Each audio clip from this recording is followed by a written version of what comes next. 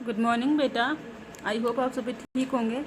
कल के वीडियो में मैंने आपको है ना एक न्यूमेरिकल दिया था करने के लिए, क्वेश्चन नंबर 49।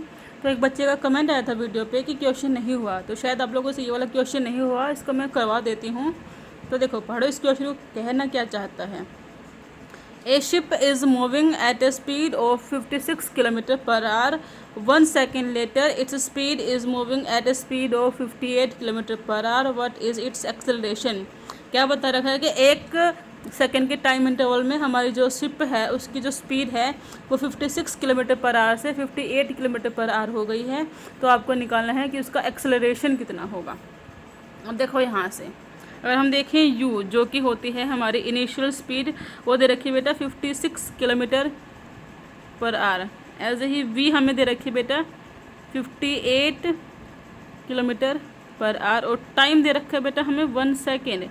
अब देखो जो वेलोसिटीज़ हैं वो तो किलोमीटर पर आवर में है, लेकिन जो टाइम है वो तो 1 सेकेंड में दे दिया है ना। तो हमें क्या करना पड़ेगा, टाइम को भी आवर में कन्वर्ट करना पड़ेगा। तो हम क्या करेंगे, देखो 1 सेकेंड से हम करेंगे पहले मिनट में कन्वर्ट, तो उसके लिए हमें 60 से डिवाइड करना पड़ेगा। और जब हम मिनट से आवर में कन्वर्ट करेंगे तो फिर से हमें 60 से डिवाइड करना पड़ेगा, यानी कि 1/3600 आवर 1 सेकेंड के बराबर होता है। ठीक है, तो अब देखो जो एक्सेलरेशन होता है ना उसका फॉर्मूला होता है v minus you upon T.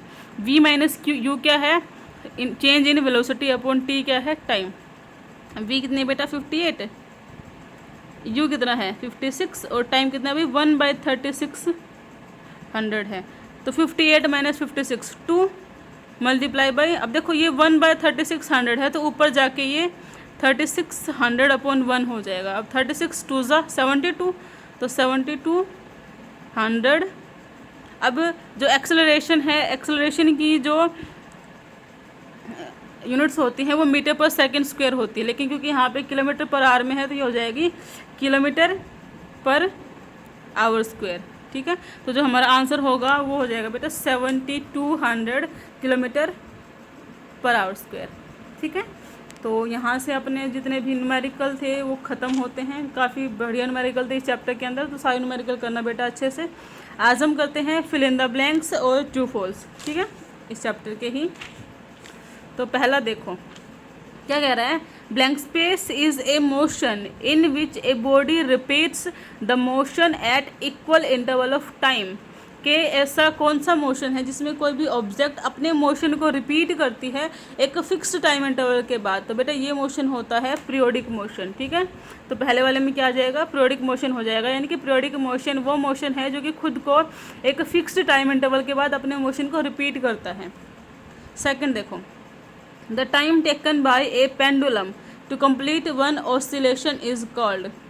क्या बोला कि कोई पेंडुलम है, जब वो अपनी एक ऑसिलेशन कंप्लीट कर लेता है तो उसने जो टाइम लिया एक ऑसिलेशन कंप्लीट करने में, उस टाइम को हम क्या कहते हैं, यानी कि पेंडुलम के द्वारा एक ऑसिलेशन को कंप्लीट करने में लिए गए टाइम को बोला जाता है टाइम पीरियड। ठीक है, थर्ड देखो क्या कह रहा है, when the distance travel by a body at a fixed intervals of time is not the same it is said to be in blank space. क्या बोला है कि किसी भी कोई ऑब्जेक्ट है, कोई बॉडी है, वो क्या कर रही है कि उसने ना फिक्स इंटरवल ऑफ टाइम के अंदर है ना अलग से, नॉट द सेम यानी कि अलग अलग डिस्टेंस ट्रेवल करे हैं, यानी कि unequal distances in equal interval of time.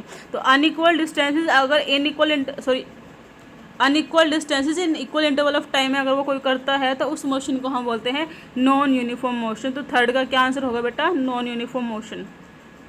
Fourth देखो, द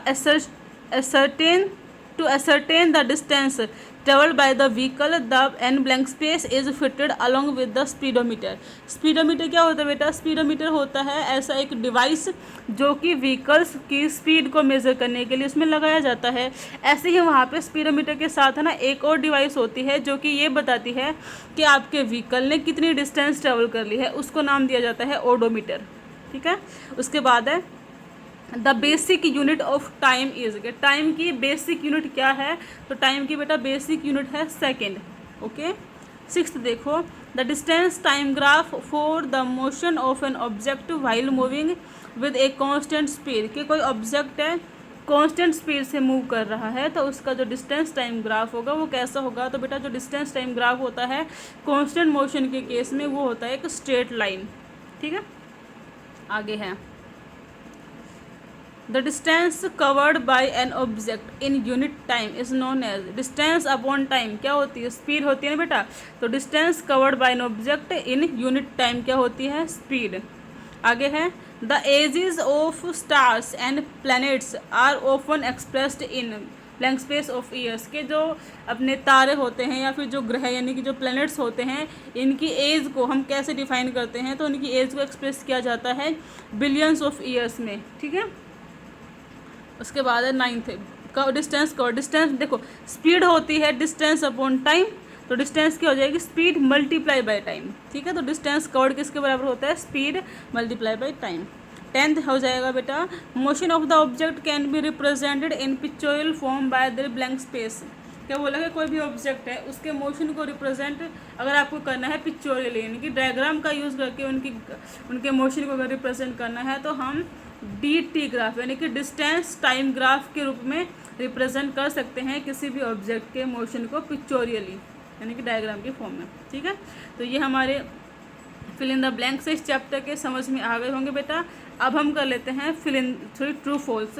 तो आपको ये न्यूमेरिकल करना है आज, और ये जो फिल इन द ब्लैंक्स है और जो ट्रू फॉल्स है वो लर्न करने हैं, तो इनको भी समझते हैं पहले हम।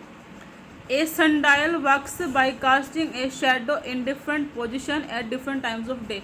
कि जो सनडायल होता है ना वो क्या करता है, वो कैसे काम करता है, वो क्या करता है कि जब दिन के अलग अलग टाइम होते हैं ना, जब कभी दोपहर हो रही है, भाई आफ्टरनून है, इवनिंग है, मॉर्निंग है, तो उस टाइम पे वो ऑब्जेक्ट की अलग अलग शेडो बना के है ना, अलग अलग पोजीशन पे उसके अलग अलग शेडो बना के वर्क करता है। तो ऐसे ही करता है जो सन डायल है, उसमें हम सन का यूज़ करते हैं, है ना। सन किसी भी ऑब्जेक्ट की किस डायरेक्शन में वो कर रहा है, शेडो बना रहा है, उसके हिसाब से हम टाइम का अंदाज़ा लगा देते हैं पहले टाइम में। अब तो हमारे पास काफ़ी अच्छी अच्छी क्लॉक्स आ गई हैं, तो ये पहले के टाइम में यूज़ होता था।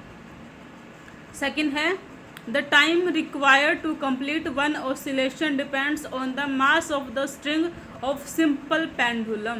क्या बोला, सिंपल पेंडुलम में हमारे पेंडुलम ने एक ऑसिलेशन कंप्लीट करने में जो टाइम लिया होगा वो किस पे डिपेंड करता है, उस स्ट्रिंग के मास पे डिपेंड करता है। नहीं बेटा, वो उस स्ट्रिंग की लेंथ पे डिपेंड करता है, मास पे डिपेंड नहीं करता है। तो ये फॉल्स है। ठीक है, आगे देखो। ठीक है, थर्ड देखो। अब थर्ड क्या कहना चाहता है, देखो the direction of motion and the speed of body in uniform motion do not change. The direction of motion and the speed of a body in uniform motion